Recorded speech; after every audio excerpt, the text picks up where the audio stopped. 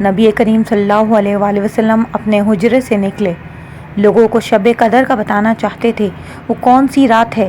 اتنے میں دو مسلمان آپس میں لڑ پڑے۔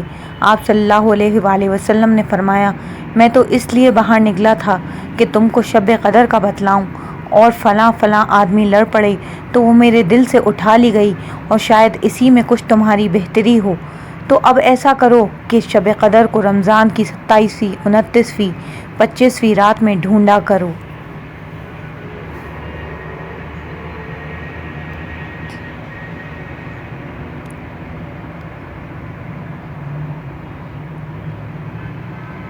حدیث نمبر 50۔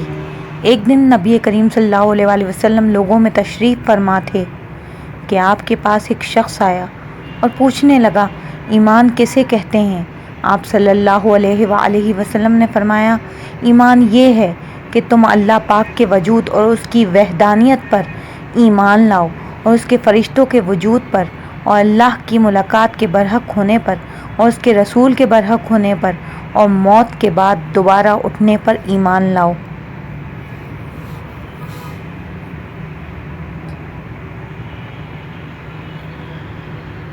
پھر اس نے پوچھا، اسلام کیا ہے؟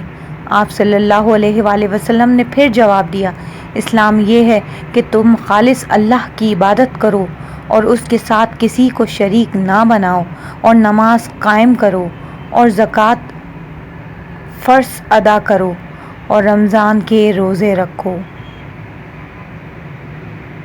پھر اس نے احسان کے متعلق پوچھا۔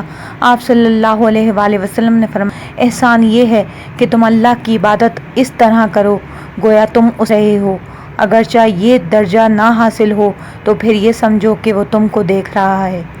پھر اس نے پوچھا، قیامت کب آئے گی؟ آپ صلی اللہ علیہ وآلہ وسلم نے فرمایا، اس کے بارے میں جواب دینے والا پوچھنے والے سے کچھ زیادہ نہیں جانتا، البتہ میں تمہیں اس کی نشانیاں بتلا سکتا ہوں۔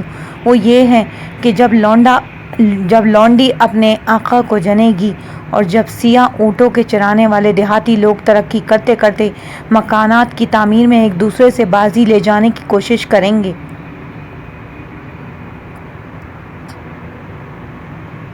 یاد رکھو، قیامت کا علم ان 5 چیزوں میں ہے جن کو اللہ کے سوا کوئی نہیں جانتا۔ پھر آپ نے یہ آیت پڑھی، اللہ ہی کو قیامت کا علم ہے کہ وہ کب ہوگی، آخر آیت تک۔ پھر وہ پوچھنے والا، پیٹ پھیر کر جانے والا، آپ صلی اللہ علیہ وآلہ وسلم نے فرمایا، اسے واپس بلا کر لاؤ۔ لوگ دوڑ پڑے مگر وہ کہیں نظر نہیں آیا۔ آپ صلی اللہ علیہ وآلہ وسلم نے فرمایا کہ وہ جبرائیل امین تھے جو لوگوں کو ان کا دین سکھانے آئے تھے۔